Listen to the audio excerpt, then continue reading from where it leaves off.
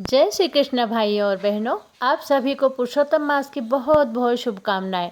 मैं आज के वीडियो में आपको पुरुषोत्तम मास के महात्म्य के पहले अध्याय की कथा सुना रही हूँ। पुरुषोत्तम मास का जो लोग भी व्रत नियम उपवास कर रहे हैं, दान पुण्य कर रहे हैं, वो लोग अगर पुरुषोत्तम मास महात्म्य की ये कथाएँ रोज़ सुन लेंगे तो उनका दान पुण्य व्रत सभी कुछ अनंत फलदायक बन जाएगा। इसीलिए आप प्रतिदिन पुरुषोत्तम मास महात्म्य की ये कथाएं अवश्य सुनिए। तो चलिए मैं पहले अध्याय की कथा शुरू कर रही हूँ। श्री गणेशाय नमः। पुरुषोत्तम मास महात्म्य प्रथम अध्याय। भक्तों को कल्पवृक्ष के समान फल देने वाले, वृंदावन में विनोद करने वाले वृंदावन बिहारी अद्भुत पुरुषोत्तम भगवान को मैं नमस्कार करती हूँ। माता सरस्वती तथा जगत गुरु व्यास जी को सफलता प्राप्त करने के निमित्त प्रणाम करती हूँ। नैमिषारण्य क्षेत्र में एक समय यज्ञ करने के लिए अनेक ब्रह्मनिष्ठ और वेद पाठी ऋषिगण अपने शिष्यों सहित संसार का उपकार करने के विचार से एकत्रित हुए। ये सभी ब्रह्मनिष्ठ और वेद पाठी ऋषिगण इस क्षेत्र में यज्ञ और शुभ कर्म करने के विचार से आए हुए थे कि उसी स्थान पर सूत जी ने संसार सागर से पार उतारने वाले सहस्त्रों ऋषिगणों को अपने शिष्यों के सहित वहां बैठा हुआ पाया। उन्हें नमस्कार करके सूत जी आनंद मग्न हो गए। ऋषियों ने प्रसन्न मुख, शांत सद्गुणों से युक्त परमार्थी मुनि सूत जी जो ऊर्ध्व पुंड्र धारे, नाम मुद्रा युक्त, गोपी चंदन लगाए हुए, तुलसी की माला धारण किए हुए तथा जटाओं का मुकुट सिर पर धारण किए हुए नाम मंत्र का जाप करते हुए आते हुए दिखाई दिए। तब उन्हें देखकर समस्त मुनिजन एक साथ उठकर खड़े हो गए। सभी ने उन्हें प्रणाम किया और बोले कि हमें अनेक अद्भुत कथाओं के सुनने की इच्छा है। सूत जी ने हाथ जोड़कर विनम्र होकर बारंबार ऋषियों को शीश झुकाया। तब ऋषि बोले, हे परम भगवत सूत जी, आप चिरंजीव हो, हमारे बनाए हुए इस उत्तम आसन पर विराजिए। सूत जी मुनियों से तप वृद्धि पूछकर अपने आसन पर बैठ गए। अब मुनियों ने पुण्य कथा सुनने के विचार से सूत जी से कहा, आप महाभाग्यवान हैं।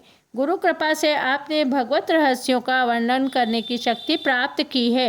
व्यास जी के शिष्यों में शिरोमणि आप हम सब के पूज्य हो। हम लोगों ने संसार में सार रूप से सहस्त्रों कथाएं सुनी हैं। आपके विचार में ऐसी अन्य कथाएं भी होंगी जो संसार रूपी समुद्र में डूबे हुए लोगों को पार कर सकती है। अज्ञान रूपी अंधकार में आपका ज्ञान नेत्रदान के समान है। इसलिए हे सूत जी, आप इस संसार के रोगों के लिए रसायन के समान कथासार को हमारे सन्मुख वर्णन कीजिए, जिनमें हरि लीला रस मिला हुआ हो और जो परमानंद का कारण बने। ऋषियों के ऐसे वचन सुनकर सूत जी हाथ जोड़कर आदर करते हुए बोले, हे मुनिजनों, आप सब मेरा वचन सुनिए। मैं पहले पुष्कर नामक तीर्थ को गया, वहाँ स्नान कर ऋषियों और पितरों को पिंडदान किया। तब यमुना तट गया। क्रमानुसार अन्य तीर्थों में होता हुआ गंगा तट पर आया हूँ।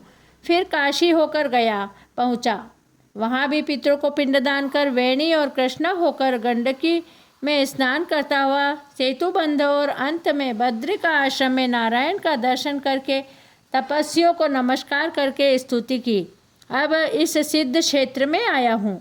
उसी समय वहाँ भगवान के तेज भूत महामुनि व्यास पुत्र प्रतापी शुकदेव जी भी आ पहुँचे, जिनका मन भगवान श्री कृष्ण के चरण कमलों में लगा हुआ था। उनकी 8 वर्ष की आयु थी। शंख के समान कंठ थे।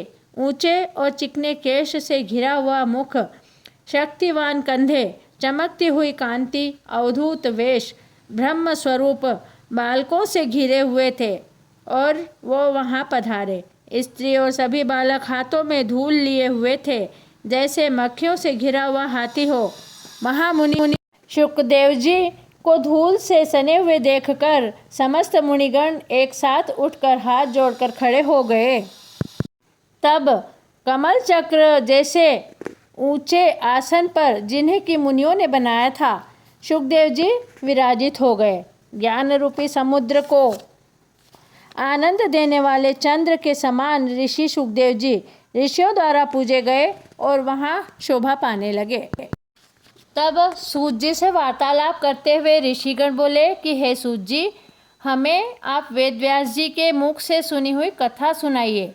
आत्मा को प्रसन्न करने वाले वचन अमृत से भी उत्तम अमृत रूप उस कथा को पिलाइए।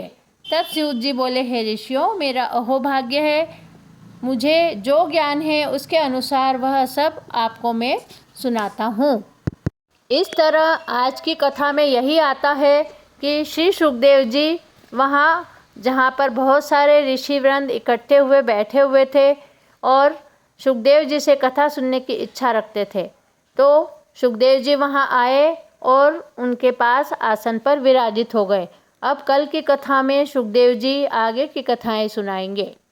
अधिक मास के पहले दिन का दान है चांदी के पात्र में घी भर के उसका दान, और अधिक मास के दूसरे दिन का दान है कांसे के पात्र का दान। आप अधिक मास की कथाएं अवश्य सुनिए, इन्हें शेयर कीजिए। जितनी आप शेयर करेंगे उतनी इन कथाओं की महिमा बढ़ेगी। जितने लोग सुनेंगे उन्हें इसका अनंत गुना फल प्राप्त होगा, और आप भी शेयर करेंगे तो आपको भी इसका अनंत गुना फल प्राप्त होगा। इसीलिए इन कथाओं को अधिक से अधिक शेयर कीजिए, सुनिए और सबको सुनाइए। जय श्री कृष्णा। आज की कथा को यहीं विराम देती हूँ, आज के वीडियो को यहीं विराम देती हूँ। कल फिर मुखातिब होंगी आपके सन्मुख अधिक मास के दूसरे अध्याय की कथा लेकर। अगर आप मेरे चैनल को पहली बार सुन रहे हैं तो आप मेरे वीडियो को लाइक कीजिए, चैनल को सब्सक्राइब कीजिए और अधिक से अधिक शेयर कीजिए। जय श्री कृष्णा। धन्यवाद।